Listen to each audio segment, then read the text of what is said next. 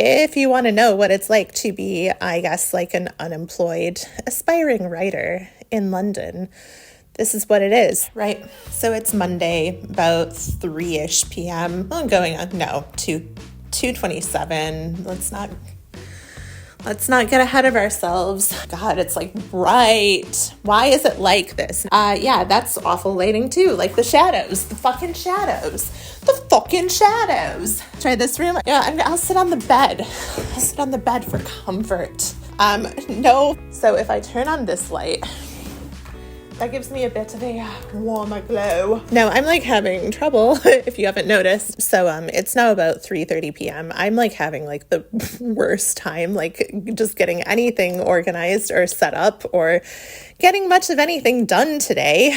And yeah, like I woke up today later than I wanted to because like last night I was, I guess, at my in-laws' house and had like just, like probably 2 to 3 glasses too many of red wine.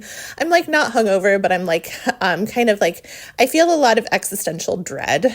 And I woke up this morning though with the thought that, well, today has to be the day that I make some moves on my big writing project because I promised myself that I want to have a full finished draft of this big writing project by the end of March. It's currently like the last week of February. I can't remember. Something like that. And so like I started like thinking kind of conceptually about the project and essentially came to the realization that my premise might be all wrong. That I might need to then, based on the wrongness of this premise, eliminate 2 major characters. And then I'm like, where does this leave me? But then I'm like, but maybe that's not right. And maybe that's just like my existential dread talking. And like, I'm just thinking I would probably benefit from getting outside or something. But like, I genuinely like don't know where to go. Like I've spent so many hours freaking out about like whether my ideas make sense today that I essentially have like lost my window where I could go to a coffee shop. I don't know. I don't want it. I just don't want it. Okay, no, like you can't make this stuff up. You know how I was saying I'm gonna go outside. I think it would do me good to get out. Well, I come into my office to start packing up, and then I hear the pitter patter of rain out my window. Right as I was complaining about how sunny it was, it's going to start raining. Then just as I'm like, I want to go outside, like, this is crazy. Like, I do feel like this is one of those days that is just like a bit cursed. Like, I think I'm like not supposed to do much of anything today. So you know what? Maybe I will just stay inside. Maybe I'm just going to like make myself a cup of tea because I'm in England, and maybe I'll have a ginger cookie with my tea, and I'll move into the other room because now it's like getting super dark in here, and wow, does my face look greasy. And then, yeah, I will just like try to do something. Maybe I'll write some of my stupid story that might have the entirely wrong premise. How about that? I could do that. Doesn't that sound fun?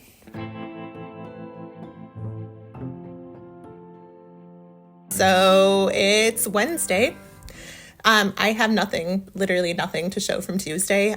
Tuesday was like the most like lackluster day, but I guess I can just give a summary. I mean, it's Wednesday morning. I think it's Wednesday afternoon by this point, whatever, but it's like relatively early in the day on Wednesday. And so like, I don't have reflections from today yet, but wow, Tuesday, it was just one of those days where like, I guess I was like doing stuff all day, but it was just one of those days where I was just stuck inside. I was on my computer. I was, I suppose, like writing, outlining, working on stuff. I don't know. But then it was just like the day passed. It got to be about like 5:30 p.m. and I was like, oh, I haven't been outside. And it was just like this horrible feeling where like the air felt so heavy around me. I think my head in particular felt heavy. I felt a strong resistance to the idea of going outside. And, I kind of eventually just dragged myself out and I was like, I have to go for a walk, like at least a little bit. And so I did.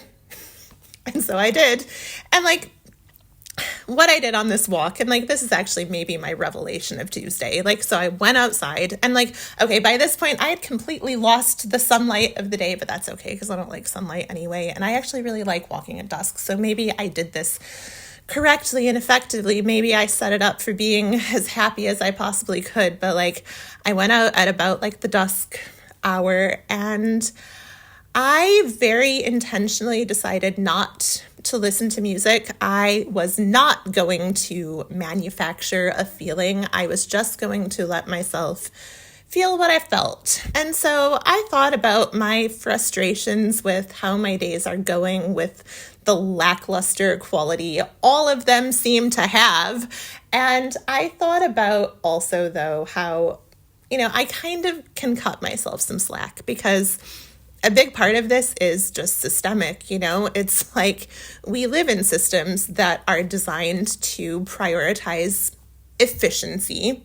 And I think, therefore, to prioritize isolation, because like human contact, interactions in the real world, those are not efficient. And I think about, even if I had decided to like go to a coffee shop, like that in some ways in my day-to-day life is almost like disincentivized. Like that act of going out and even like minorly interacting in the real world is disincentivized, because it's like, okay, like I'd have to pay for a coffee that I like probably don't even really want, just so I can sit in a coffee shop and be alone in public on my computer and interact with no one. And like, I know, like be the change, talk to someone else in the coffee shop, but it's also like, well, I don't want to be annoying. And I mean, I have like actually started trying, like when I order my coffee, to like ask, like, I hope a genuine like sounding how are you to like the person working there. And I think I met most of the time with like a look of confusion. And I'm like, no, like I really am genuinely asking. Like I actually do wonder about this person's day. But of course they never really say anything. They're not going to like reveal their innermost, like their innermost desires or whatever to me. I don't even need their innermost desires. Like I would just take, maybe even like yeah, it sucks. And then I'd be like, yeah, same.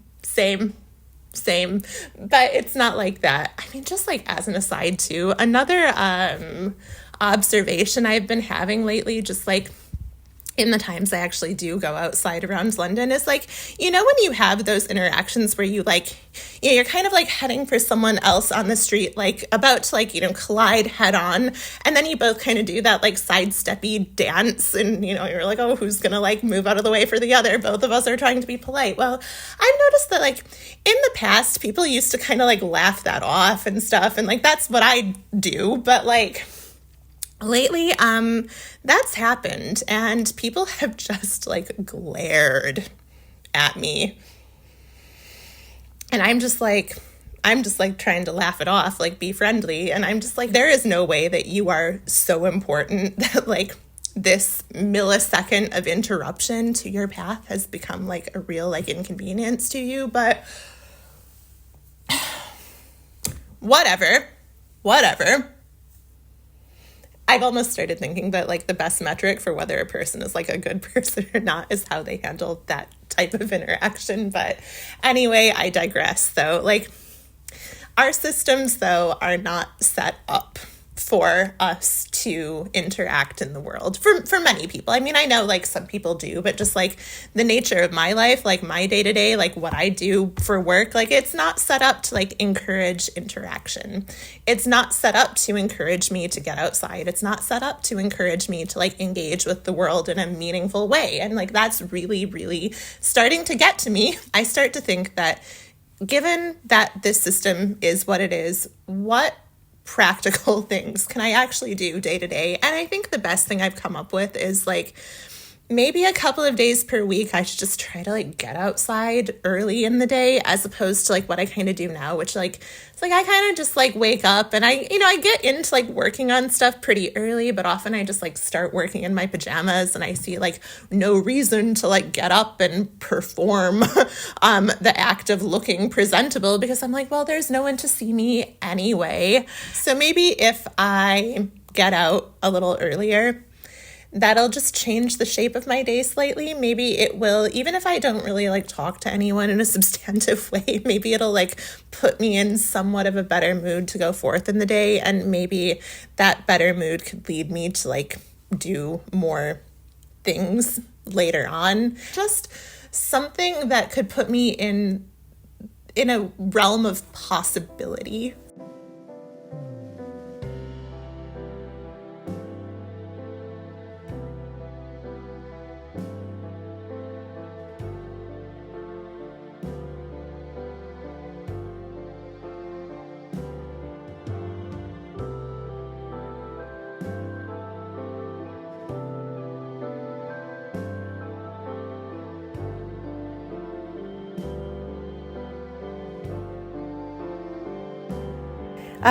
Yes.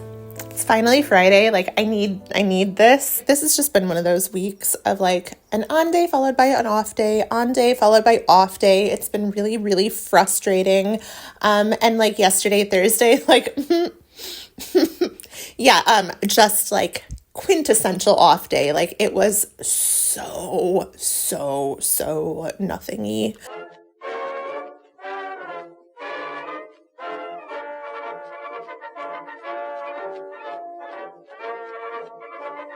Okay, well, if it looks like I'm really tired, actually I'm not. Does this matter? No, it doesn't. But anyway, it's finally Friday. And so yesterday, Thursday, was like an absolutely quintessential off day. I mean, as demonstrated by the fact that I had an entire box of Kraft mac and cheese for lunch. And all I did in the day was like, I mean, if we're counting like productive activities, I think all I did was read a little bit for some projects I'm working on. And then I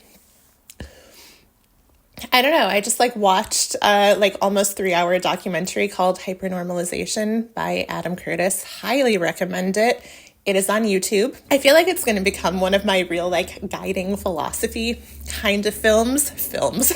Yeah. In the UK, they say like film more than they say movie, even though I think both would be understood, but movies like very like vulgar American.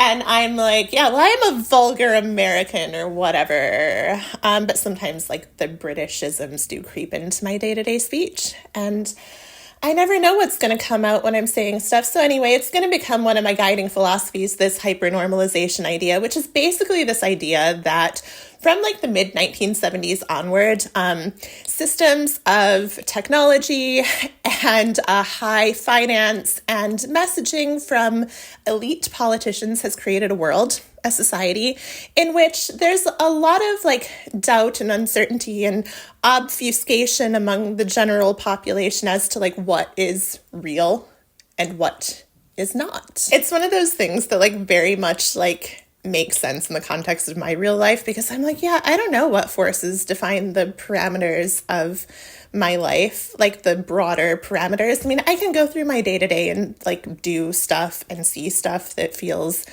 objectively real. But when I start to think about work, money, this act of posting to the internet, I really do start to question what forces control all of this. What am I playing into? Who are the major actors and what do they want? And am I playing to their needs or am I not? And do I need to play to their needs to be successful in this system? And do I even want to be successful in this system, or is the system evil?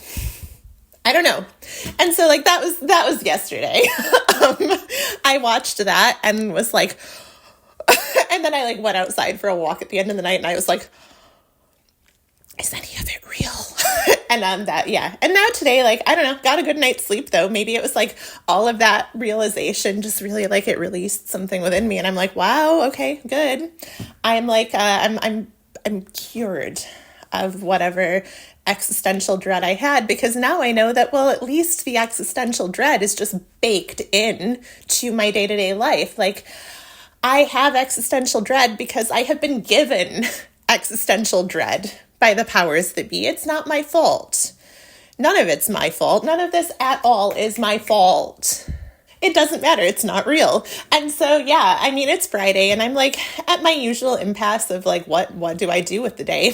Does it matter? Is it real? I don't know. I might go outside pretty soon. We'll see. I actually did do a good thing this morning though, where I got up and I like immediately did yoga and I like mixed my, as I've called it, my very virtuous breakfast of nuts and seeds. And I then, like, after yoga, got directly into the shower and washed my hair. That doesn't always happen for me, let me tell you. And then I was like ready for the day. I was like dressed at 9 a.m. and I was like, that usually does not happen, but I did it today. I still like haven't gotten outside yet and it is 11:28 a.m. I've had to like shut all the curtains and stuff to like create a more moody lighting. No, I mean, actually I've had to shut all the curtains because it's a sunny day. It's really bright outside and I'm like, nah.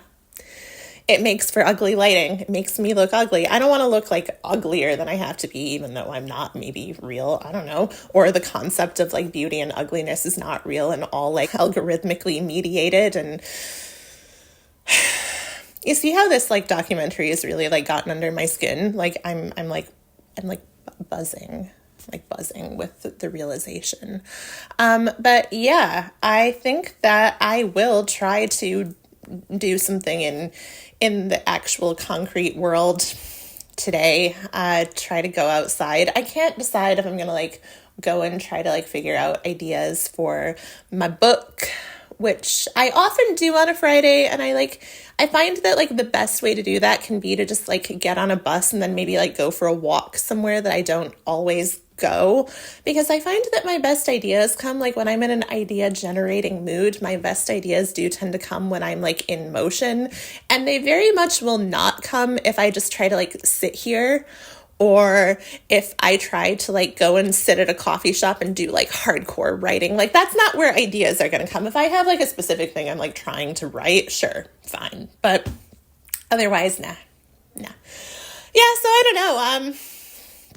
Could be anything, really. Anything's possible. And isn't that exciting?